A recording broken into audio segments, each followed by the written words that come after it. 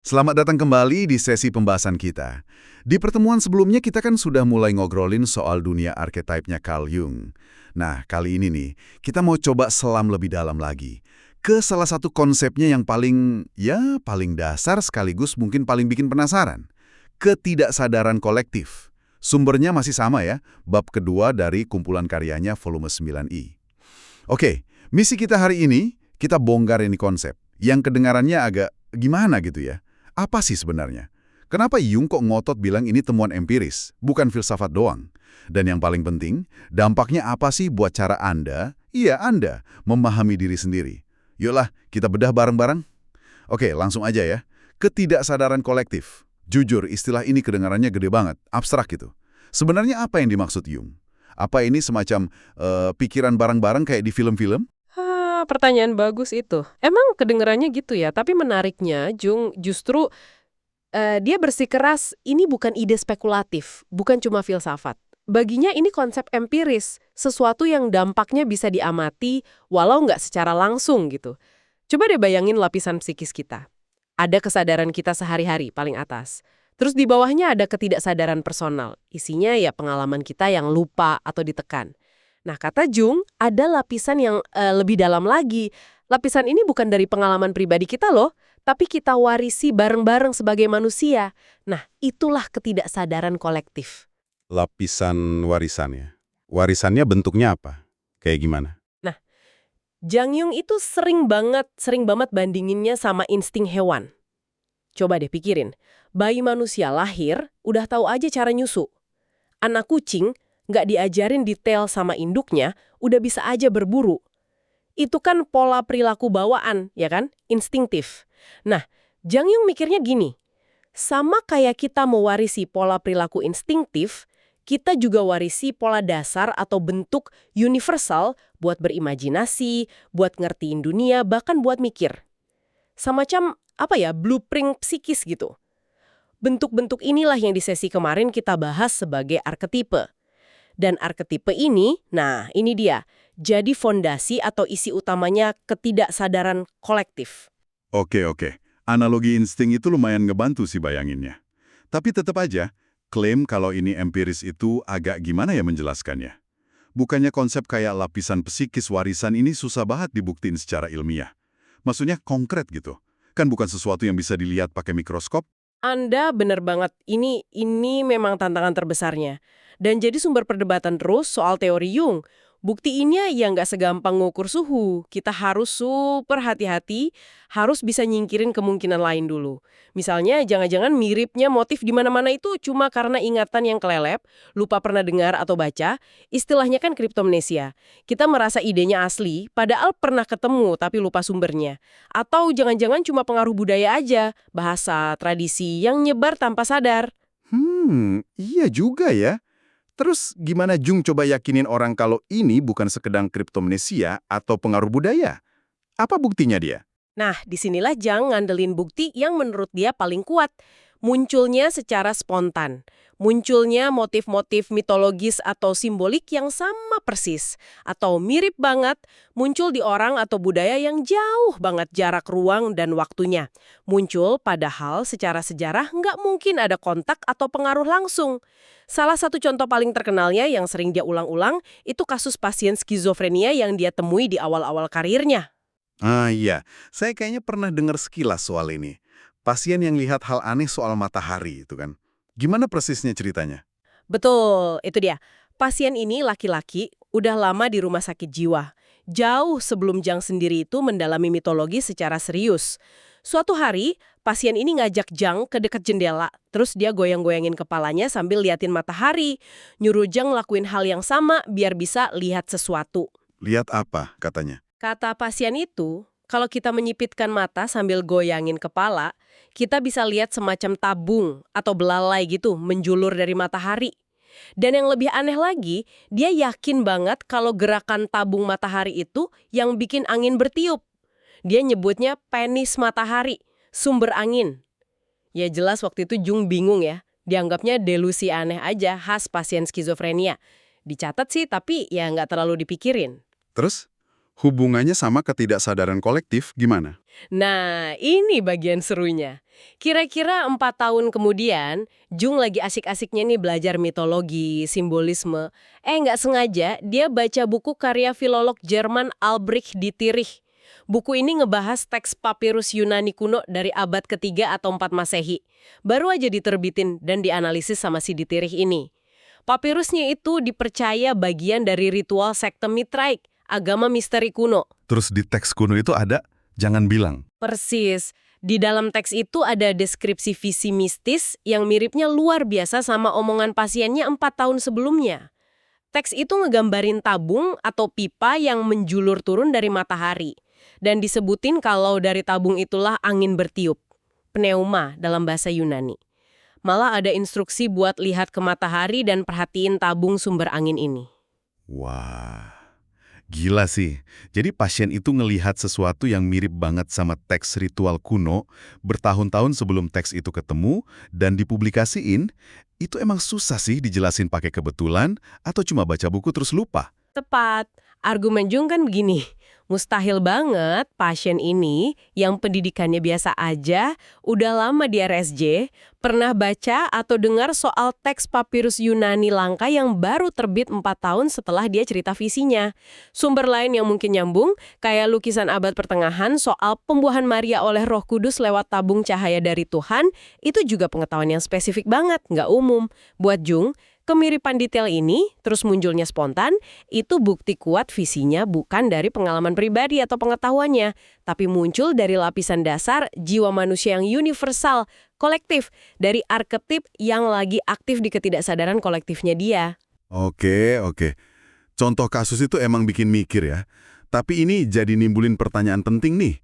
Kalau gitu, apa artinya kita semua ini mewarisi gambar-gambar spesifik, kayak tabung matahari tadi di pikiran bawah sadar kita? Atau ide utuh soal dewa-dewi gitu? Nah, ini dia. Ini poin krusial yang sering banget salah paham. Jung nekenin banget enggak, kita tidak mewarisi gambar atau ide yang udah jadi, spesifik. Itu salah kaprah umum. Yang kita warisi, kata Jung, itu bentuk atau polanya aja. Semacam kecenderungan bawaan gitu loh buat ngasilin gambaran tertentu kalau ada situasi emosional atau psikologis tertentu muncul. Dia nyebutnya forma atau bentuk yang dasarnya kosong, murni formal. Istilah teknisnya semacam fakultas preformandi. Gampangnya kapasitas atau kemampuan bawaan kita buat ngebentuk representasi tertentu. Kayak cetakan mental lah, strukturnya udah ada tapi isinya kosong. Cetakan mental ya? Bisa dielaborasi lagi nggak? Gimana maksudnya? Analogi yang sering Jung pakai dan lumayan ngebantu itu analogi sistem aksial kristal. Bayangin garam dapur deh, sebelum jadi kotak kubus gitu kan, ada struktur kimia dan gaya antar molekulnya yang emang nentuin kalau dia bakal jadi kubik kalau kondisinya pas. Sistem aksial ini cetakan bawaannya, tapi sistem aksial ini nggak nentuin ukuran persis kristalnya nanti segede apa, permukaannya mulus apa enggak, ada cacatnya enggak, atau malah dua kristal nempel jadi satu. Bentuk konkret kristal individunya bisa macam-macam banget. Nah, arketipe itu kayak sistem aksial kristal tadi, dia nentuin struktur dasarnya, pola potensialnya. Tapi isi konkret arketipe itu, gambar spesifiknya, emosi yang nyantol, cerita yang muncul, itu baru keisi sama materi dari pengalaman sadar kita, dari hidup kita, dari budaya kita. Oke. Jadi kayak DNA nentuin kita potensi punya 2 tangan 1 kepala. Tapi nggak nentuin sidik jari atau bentuk muka persisnya gitu ya. Strukturnya ada, tapi detailnya diisi pengalaman. Gitu ya kira-kira? Tepat sekali. Analogi DNA itu juga pas. Atau balik lagi ke insting tadi. Insting bikin sarang di burung itu kan pola bawaan. Tapi gimana sarangnya dibangun, bahannya apa, lokasinya di mana, itu ya tergantung burungnya, lingkungannya. Pola dasarnya bikin sarang universal buat spesies itu, tapi wujud konkretnya ya individual, situasional. Nah, arketipe juga gitu. Ada pola dasar ibu, pahlawan, bayangan, tapi gimana kita ngalamin atau ngeproyeksiin pola itu dalam hidup kita ya bakal personal banget jadinya. Oke, saya mulai nangkep nih. Bedanya bentuk warisan sama isi pengalaman. Nah, kalau gitu pertanyaan lanjutannya, menurut Jung, cetakan-cetakan universal ini asalnya dari mana? Apa dasarnya dia bilang ini bawaan lahir? Jung lihat struktur bawaan ini sebagai sesuatu yang a priori, artinya udah ada sebelum pengalaman individu. Ini struktur inherent dari jiwa manusia itu sendiri. Udah ada bahkan sebelum kesadaran ego kita berkembang penuh. Jadi pandangan Jung itu, jiwa bayi baru lahir bukan kayak tabula rasa, kertas kosong gitu. Bukan. Sebaliknya, bayi lahir dengan jiwa yang udah punya struktur dasar yang kompleks, individual, meskipun kita nggak bisa lihat langsung ya. Jiwa itu udah bawa potensi arketipal. Dia nyambungin ini ke ilmu lain nggak? Ada paralelnya gitu? Ada, dia lihat ini sejalan banget sama ide hereditas, pewarisan sifat di biologi. Kita kan terima aja adanya kecenderungan bawaan fisik, temperamen, kita ngomongin bakat musik bawaan atau badan atletis, kita juga lihat pola tindakan instingtif yang rumit di hewan yang jelas nggak dipelajarin dari induknya. Kayak pola migrasi burung, ritual kawin serangga. Nah, Jung intinya memperluas konsep warisan ini ke ranah pola psikis dasar, bentuk pikiran dan imajinasi universal. Baginya, ini warisan psikis dari pengalaman leluhur kita selama jutaan tahun evolusi. Menarik.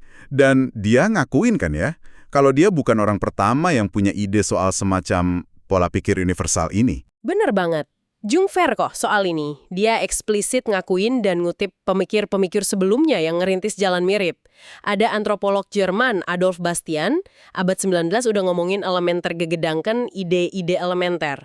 Tema-tema dasar yang dia temuin muncul terus di mitos, ritual, berbagai budaya terisolasi. Ada juga sosiolog Prancis, Hubert dan Mauss, musulin adanya kategori-kategori kolektif imajinasi. Terus filolog Jerman, Hermann Ussener, neliti nama dewa, nemuin apa yang dia sebut pemikiran tak sadar di baliknya. Terus apa yang bikin konsep Jung beda atau lebih maju gitu dari mereka? Ini bisa muncul lagi secara spontan, kapan aja, di mana aja, dalam jiwa individu modern. Di mimpi, fantasi, gejala neurotik, karya seni, bahkan delusi psikotik kayak pasien tadi. Mereka nggak butuh diturunin lewat budaya atau tradisi secara langsung buat aktif lagi. Menurut Jung, bentuk-bentuk tak sadar ini bagian hidup dari struktur jiwa tiap manusia. Dan mereka terus aktif, ngebentuk dan ngaruhin cara kita mikir, ngerasa, bertindak, memahamin dunia. Seringnya tanpa kita sadar sama sekali. Wah, kalau gitu implikasinya jadi gede banget ya. Ini bukan cuma teori psikologi abstrak, tapi katanya aktif kerja di dalam diri kita semua sekarang juga. Nah, ini nih bagian pentingnya buat kita semua yang dengar. Apa artinya semua ini buat memahamin diri kita sehari-hari? Gimana konsep ketidaksadaran kolektif ini ngubah cara kita mandang diri sendiri, masalah kita, atau bahkan hubungan kita?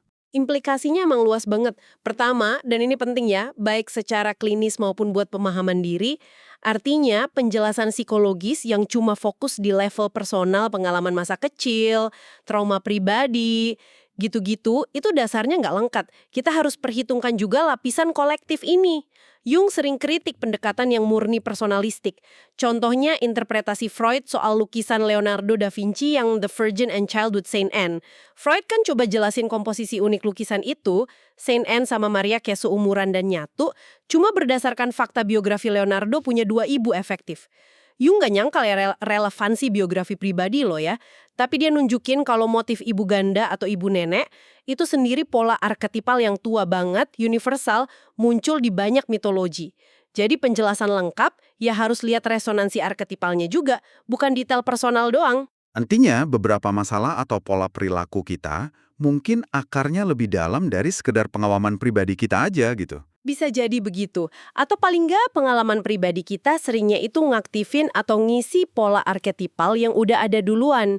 Mahamin ini bisa ngasih perspektif baru, mungkin obsesi atau ketakutan tertentu yang rasanya personal banget, ternyata punya gema arketipal yang lebih luas yang dialamin banyak orang dalam bentuk beda. Ini bisa bantu ngurangin rasa sendirian dan ngasih makna lebih dalam. Kedua, Jung gambarin ketidaksadaran kolektif ini sebagai sesuatu yang sifatnya objektif. Beda sama ketidaksadaran personal yang isinya unik punya kita, ketidaksadaran kolektif ini dasarnya sama buat semua orang. Kayak struktur dasar badan kita lah, dia seluas dunia dan di level paling dalam kebuka buat semua orang. Jung malah punya gambaran menarik.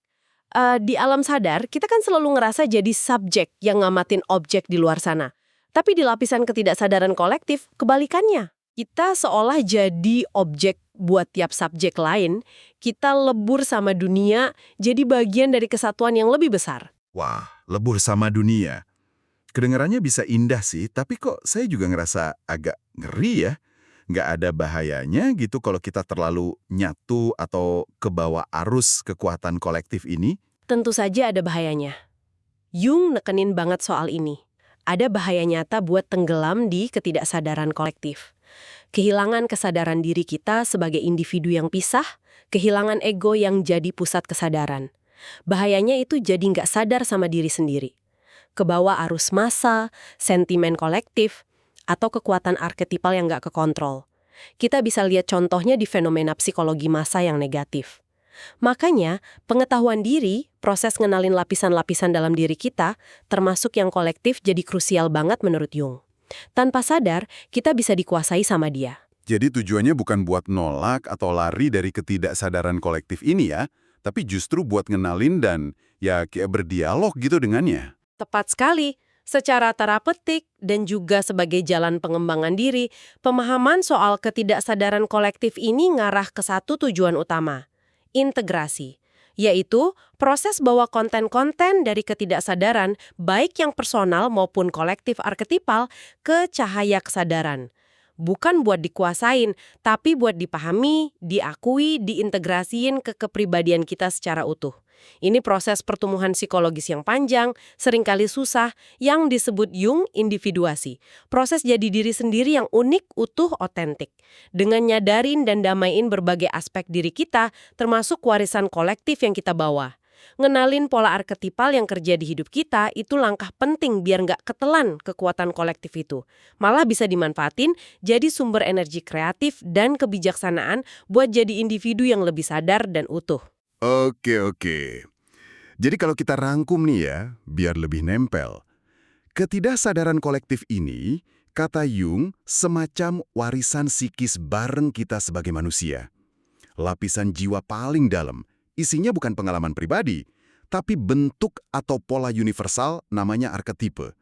Dan ini bukan cuma teori ngawang-ngawang gitu ya, tapi sesuatu yang dampaknya bisa kita lihat dari miripnya motif mitos, simbol, bahkan pengalaman psikologis mendalam yang muncul spontan di mana-mana, kayak kasus pasien sama visi matahari tadi. Dasar. Kerangka kosong yang terus diisi, diwarnain sama pengalaman hidup kita, budaya kita, kepribadian kita masing-masing. Nah, ngenalin adanya lapisan kolektif ini dan pola-pola arketipal yang mungkin aktif di baliknya, itu jadi penting. Soalnya, meskipun sering nggak kelihatan, dia terus-menerus ngaruhin kita.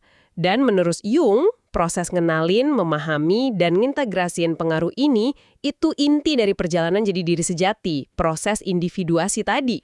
Pembahasan ini benar-benar bikin mikir ya. Dan ini jadi nimbulin satu pertanyaan reflektif nih, mungkin menarik buat Anda bawa pulang, renungkan.